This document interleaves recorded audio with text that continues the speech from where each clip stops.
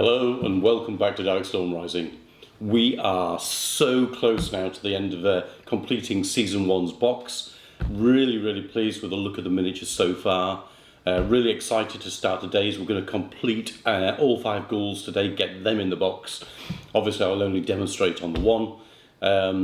I think what I may do then is jump to the end of Season 3 and then work backwards. I'm very aware that how relevant my painting is. I'm like 4 years out of date, and that probably most of you already got your boxes painted.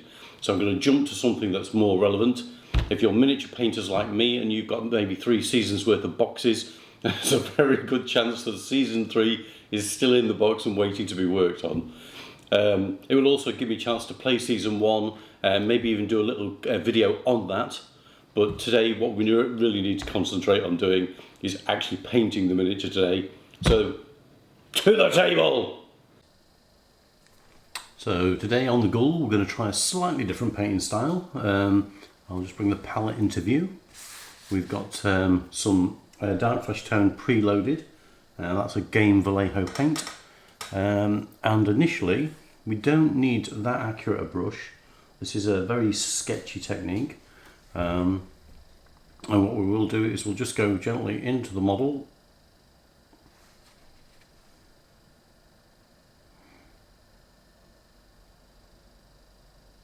and as we work our way around, just those very deep recesses, just a very light touch of the brown, leaving a lot of the black in there.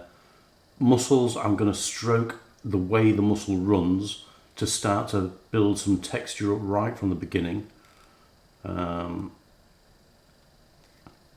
And chest muscle, obviously across the chest muscle, get your abdomen muscles, limb muscles run down the limbs, and I'm just going to slowly work my way around this miniature. The head is going to get a reasonable coverage, trying to avoid obviously the mouth and the nose, the mouth and the eyes. Right? Do want to cover the nose, and what we'll do is work our way around, and this is going to be a reasonably strong coverage over most of the model.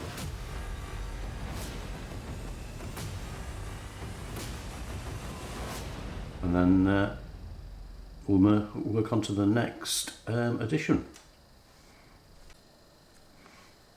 So if you look, you can see I've worked my way around the model, and just like I said, it's quite patchy. There's like little areas of black still left.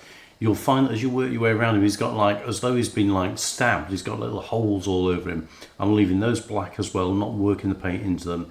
And I've deliberately just left the spine to do, essentially because there's quite some deep lines along the side here, which we can utilise. I don't want to try and cover them all, sorry.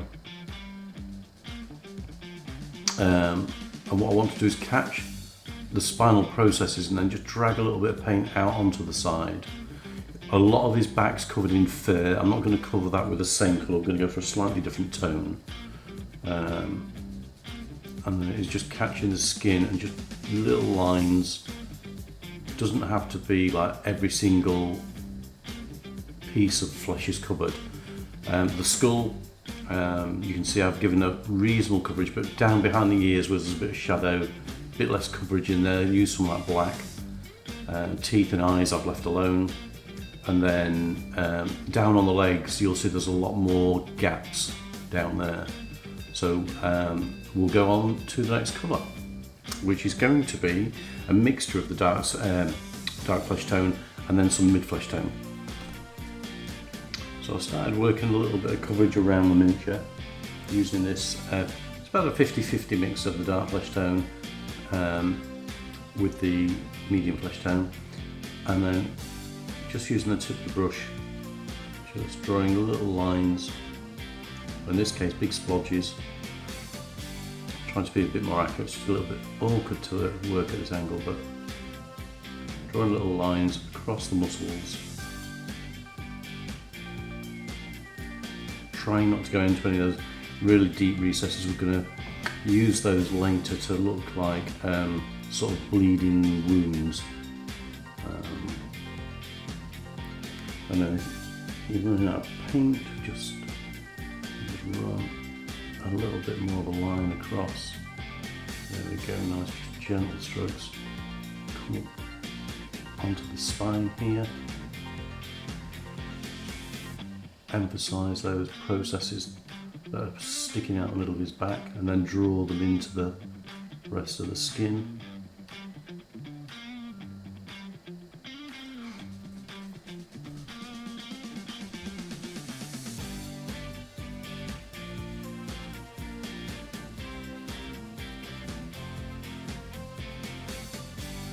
And then for his head, obviously we're catching sunlight, so we'll just emphasise this back portion here, and we'll leave a little bit of a line between that and the front portion. When you're painting the model, you'll see there's a natural like demarcation line to leave, and then we'll work down onto the face, gently stroking, tapping away for the brown line. Catch the ears, give them a good bit of colour. Tops of the cheekbones, catch his nose as well, and his lips. Catch the edges of the ears, just try and work your way slowly into the ear without catching too much of the middle ear.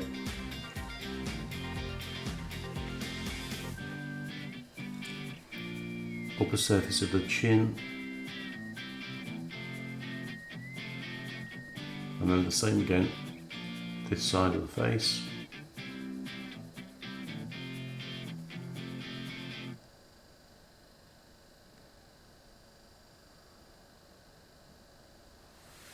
And we'll continue to work our way around the body. I've noticed a couple down here on the leg, so I'll just stroke off too much paint there. But when we're doing the muscles of the leg, as we draw down, I'm just doing it gently so that we don't catch those holes and actually dry paint into there. And again, you'll see around his butt cheeks and on his waist, there are like sag lines of flesh. So we want to re-emphasise those and just leave a little bit of the darkness behind to re-emphasise the shadow. And we'll just work our way slowly around this model, drawing in muscle tone, leaving little bits of shadow and overhang. Nice bit of coverage on the belly where it will catch lots of light. A couple more wounds here we'll try not to go too deep on. A few more sag lines here.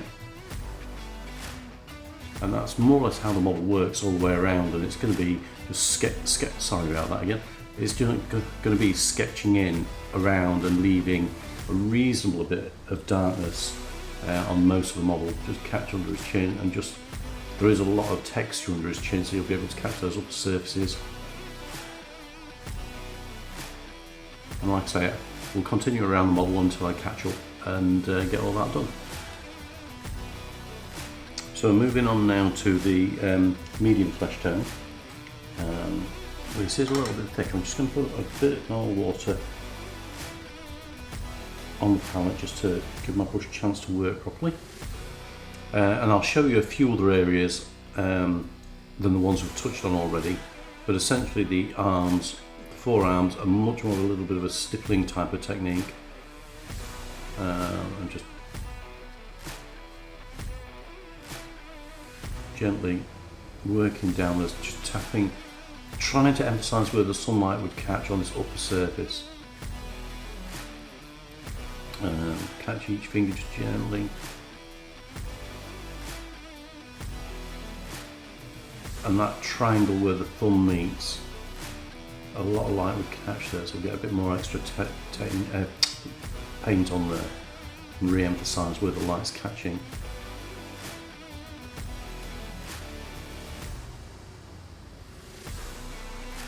And the legs are pretty straightforward. That's a very tappy type technique.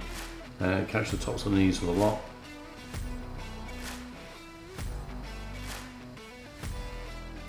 Nice good amount of paint going on there. The front of the shin, which is slung underneath, we sort of try not to catch with too much paint, just a dusting. And then as we come back onto the feet, that are obviously more prominent, then a lot stronger stroke with the brush, definitely showing that we're getting strong light on there. And the spines will do as well now, and the skull. So just the very tips of the processes of the tops of the spines, and try and dot each one so that they stand out more prominently. And then just get some of the paint off your brush and then just draw those into the rest of the skin.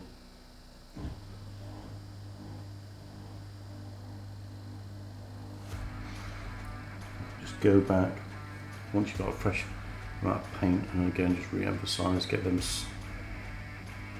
prominent so you can see exactly where they are. And we'll re-emphasize their positions in the next layer. The blending on the skull,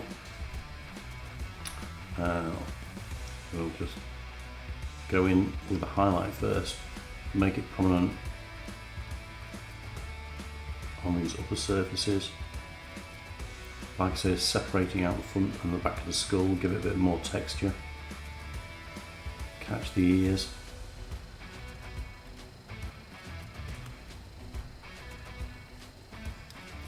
And then as we come on to the face, just being very, very careful, working around the eyes,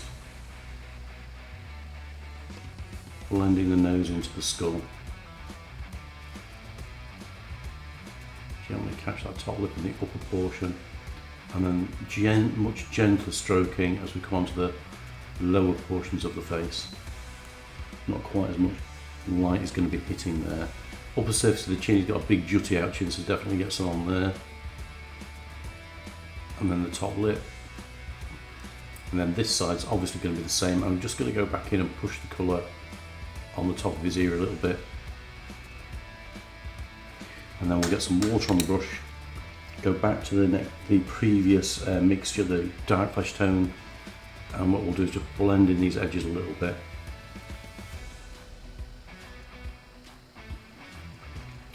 And then reintroduce some of the lighter colour and use it to work the two together.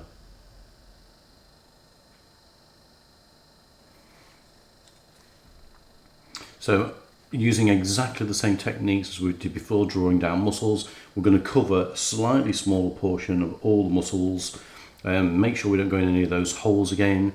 Try and draw individual muscles, so as you can see on here, we've got gaps between the muscles to emphasise where they all are.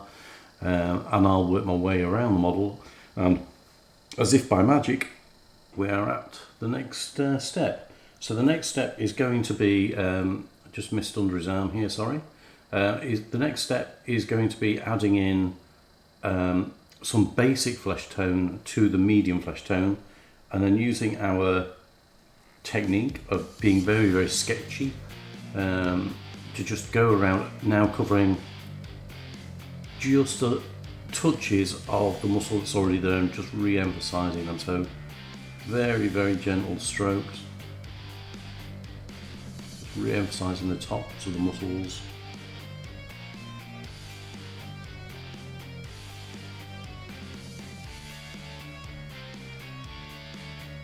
For the skull, obviously now we're going to touch just the crests where the sun would catch. Bring those bright tones in, and on the eyebrows, if we just gently stroke the brush across the eyebrow, it'll catch and just give us decent coverage. Same with the tops of the ears, and just work into the corner of the ear where most of the light will catch. And the back of the skull, just a little line across the back there. Then reinforce the centre of the tone where we've already gone in. Catch the over here. Spine is now going to be probably this is going to be one of the most important emphasis steps here without being too blobby, so I'll try and master my control here.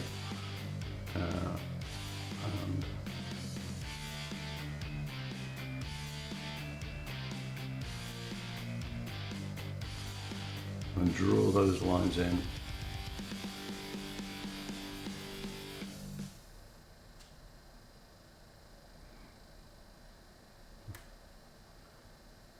Just keep it nice and sketchy, keep all those textures going.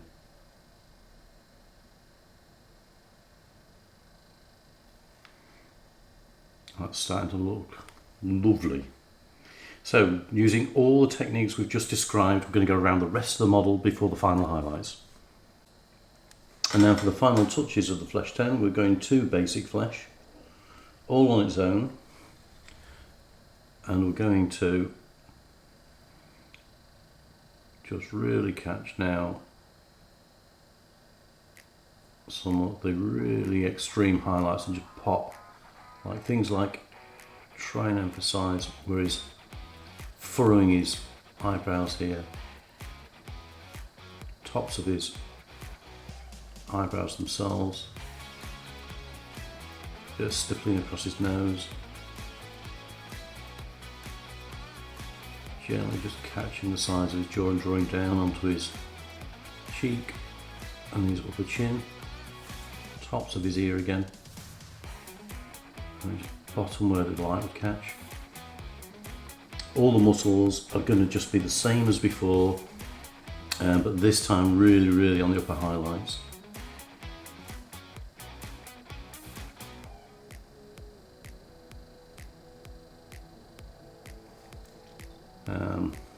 I will catch that second part of the skull as well.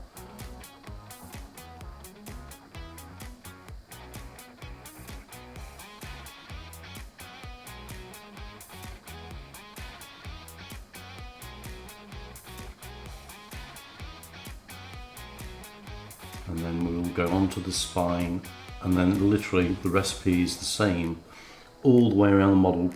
It's just literally just being more careful where you're placing on each muscle, just to catch those upper surfaces where the light would hit the most. And then it's just drawing into just tiny parts of those upper surfaces, just to give them that little bit more reflection from the sun and make them more three-dimensional.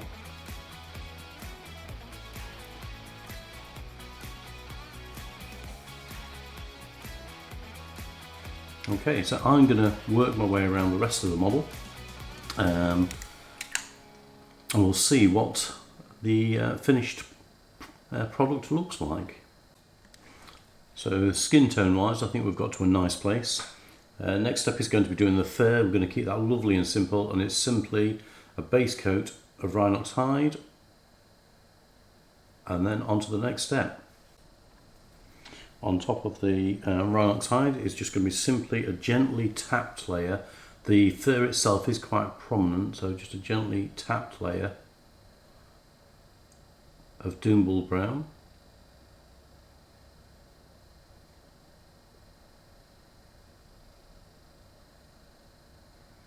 If you'd been a bit more patient than me and waited for the rhinox hide just to dry a little bit, the two colours wouldn't blend quite as strongly together and you'd have a bit more prominence.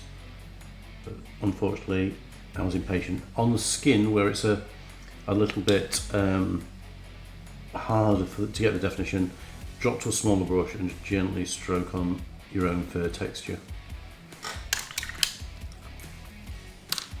And then back to bigger brush and then just gentle tapping technique to pick out those upper highlights. Right, we'll work around the rest. And don't forget, he's a ghoul. The very final surface of the fur, we're just going to tap again right at the tips of the fur and just give them a little coat of XV88.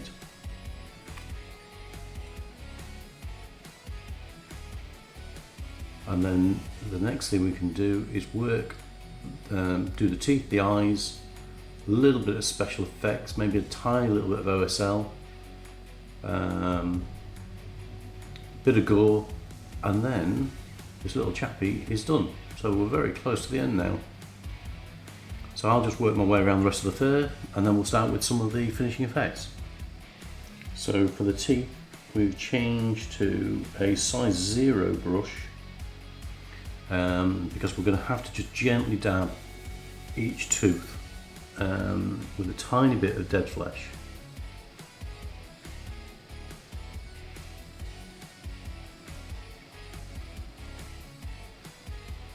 And it's keeping the brush wet enough that you can get enough on the tooth, and dry enough that you don't blob the mouth and end up just with a green mouth.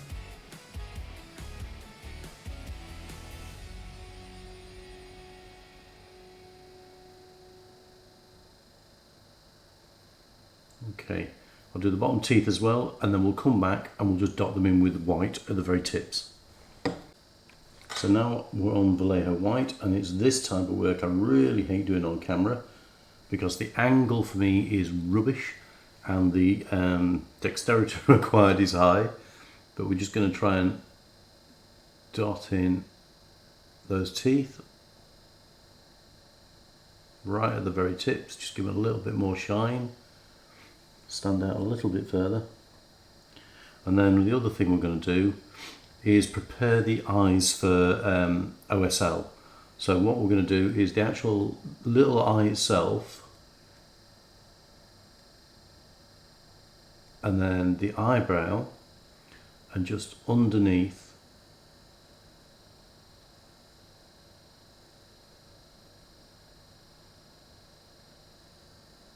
in a bit of the white, and then leave that to dry for a few minutes, because the next part is to put a wash on, and if you haven't left it to dry thoroughly it will go pink. So let's give that a few minutes and come back. Now what I would really like to do these eyes with is I've got some fluoro red ink on the way. I've seen a few people using the technique, really like it myself, and for OSL of the eyes it works really nicely because it literally just sort of lands on the eye and goes with a really nice shine. Today I'm having to play with Doomfire Magenta, which it does give the glow around the eye, as you can see, but it doesn't give the eye that red that I'm after. So what we'll do is we'll give this both eyes the Doomfire, and you do need to water it down. It is quite a strong contrast colour.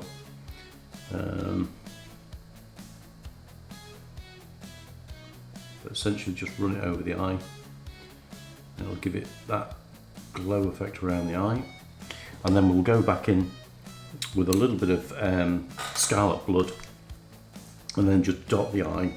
Probably give it a few seconds for the magenta to dry, otherwise the red will just run across the eye. So well, back in a sec. So we're going to get a little bit of scarlet blood, tiny little dot.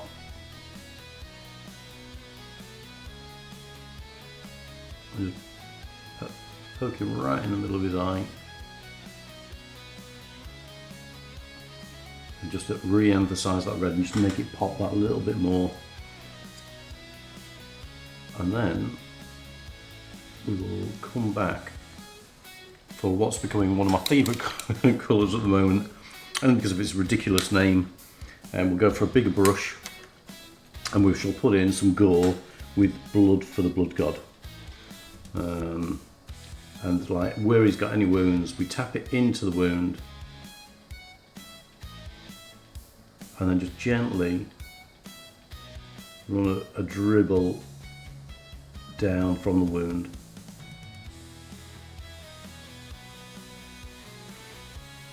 And he's got plenty of wounds around his body to pick out. And just a little bit of blood running off that wound. A few on his back here. A little bit of red splodge around, and just a little rivulet of gubbins coming out of the wound.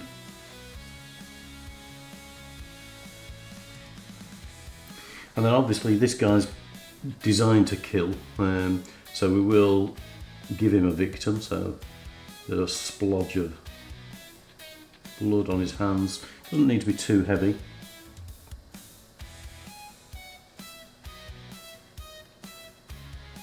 We know what he's been up to. And it just gives the model a little bit more gory presence. Don't go in and cover all his teeth. It's nice to have a little bit of white showing through. Just gives the model a bit more clarity. And I think once we've actually painted the base black, that is my little chap done. And then probably the Chthonian next.